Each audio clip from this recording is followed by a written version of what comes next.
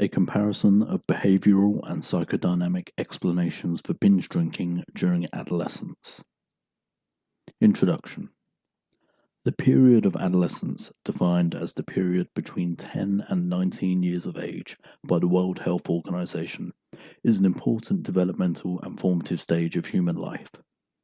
It's during this stage that we begin to practice autonomy and independence, discover sexuality, establish our personal values and morals, figure out who we are, and place greater importance on friendship groups and extrafamilial relationships.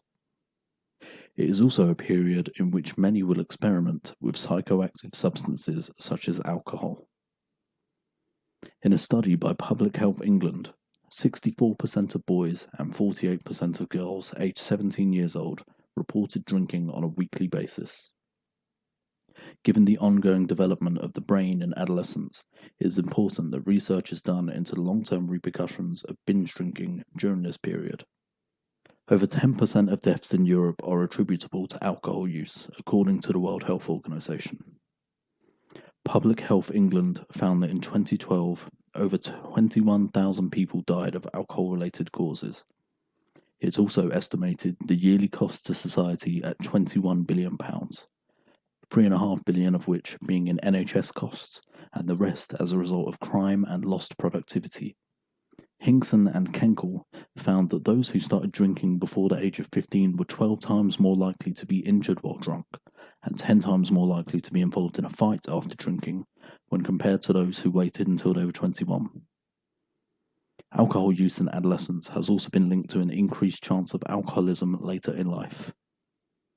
These facts make it clear that it is extremely important to understand the factors which lead teens to binge drinking, to address those factors, as well as to take steps to reduce the immediate harm that binge drinking in youth can cause, as well as in the long term too. Behavioural. It has been suggested that teens have lower baseline dopamine levels than adults, and are more sensitive to dopamine release during novel and risky activities. Therefore, upon realizing that risky activities give them such a rush, teens may be drawn to take more risks. Partying and consuming vast quantities of alcohol is typically quite an exciting prospect to a teenager. A positive image is often portrayed in movies and on TV as a fun adult activity.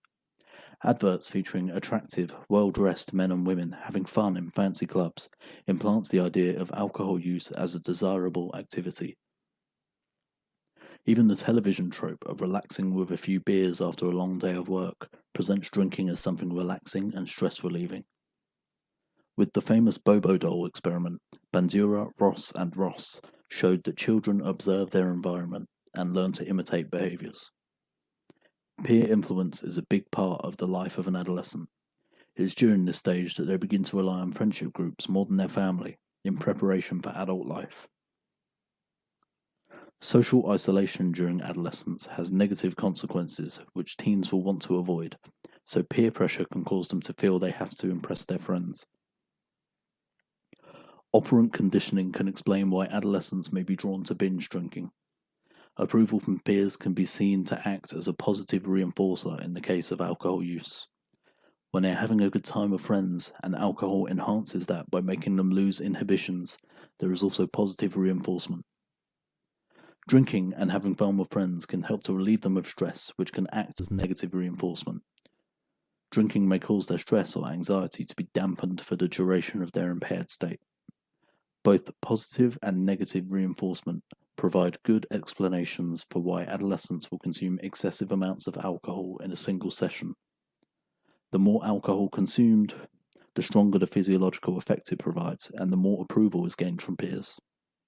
79% of young people said they think people their age drink to look cool in front of friends, and 64% said they think their friends may pressure them into it.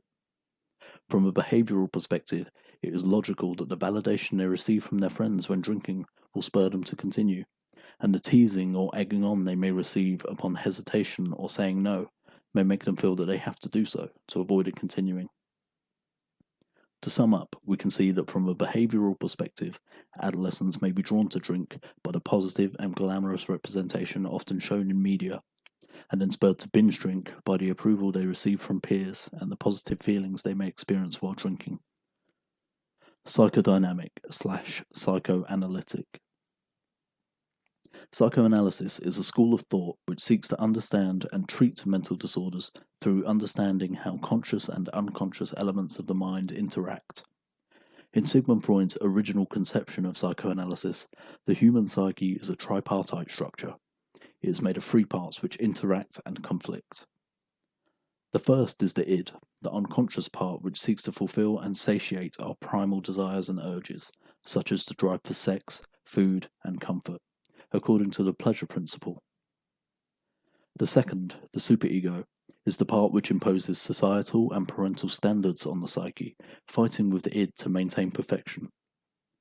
It is from the superego that we derive our morals. The superego can be thought of as similar to our conscience. Finally, the ego, Latin for I, is the conscious part which attempts to mediate the conflicts between the two, the unrealistic and infantile id, and the oppressive superego, using the reality principle. According to Freud, the ego is that part of the id which has been modified by the direct influence of the external world. Its goal is to work out a realistic means of achieving the desires of the id, while taking into consideration the social norms and etiquette imposed by the superego. Freud compared the relationship between the ego and the id to that of a man riding a horse. The ego is like a man on horseback who has to hold in check the superior strength of the horse. If the teen has an underdeveloped ego, they may be unable to properly implement the reality principle, leading them to act impulsively due to the id's pleasure principle, seeking immediate gratification and satisfaction, and, upon discovering that alcohol can allow them to act with less constraint and act as a form of escapism from painful states of affect, use it more often and in larger quantities as a form of self-medication. People exposed to damaging or traumatic childhoods tend to have a harder time coping with stress and regulating negative emotions as a result. The self-medication hypothesis posits that they may, as a result, use alcohol and other drugs to temporarily relieve painful subjective states of low self-esteem, doubt, and anxiety. According to Fennekel and Rangel, alcohol may act to temporarily suppress the superego, allowing adolescents to feel free without its oppressive judgments.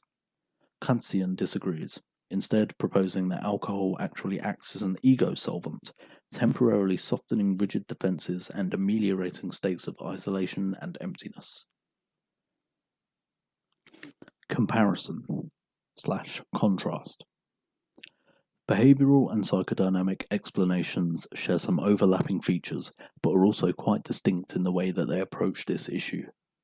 While both models can explain the problem of binge drinking in terms of a temporary removal or suppression of negative affect, self-medicating in the psychodynamic view, or discovering that it can temporarily alleviate stress in the behavioural view, they approach it from different angles. Psychodynamic theories view the problem as one of unconscious drives or relieving states of negative affect generally caused by childhood experiences or a domination of the ego by the id. Behavioural models explain it more simply. The adolescent may partake in the activity through social pressure, and, upon learning that the activity causes them pleasure, or at least relieves their suffering, continues to do it as a consequence of operant conditioning and reinforcement. The big difference is that while the behavioural model can explain why even an adolescent with a healthy mental state could take up binge drinking, the psychodynamic theories presuppose neurosis, a power imbalance somewhere in the three components of the psyche, or a damaged childhood. Conclusion. The difference may lie in the scope and application of the theories. As stated above, the behavioural theories can explain why any adolescent may take to binge drinking, whereas the psychodynamic theories assume negative emotions and escapism. The problem of adolescent alcohol misuse, like most issues explored in psychology, is one which can seemingly always be explored further. No single theory can explain such a broad problem. However, both theories have their strengths. Using them in combination with other theories can help to gain a better understanding of the problem. Through better understanding, further work can be done to provide support and information and increase awareness of the risks associated with adolescent binge drinking. Thank you for listening. All the references and citations that were used in this essay will be in the description. So yeah, thank you.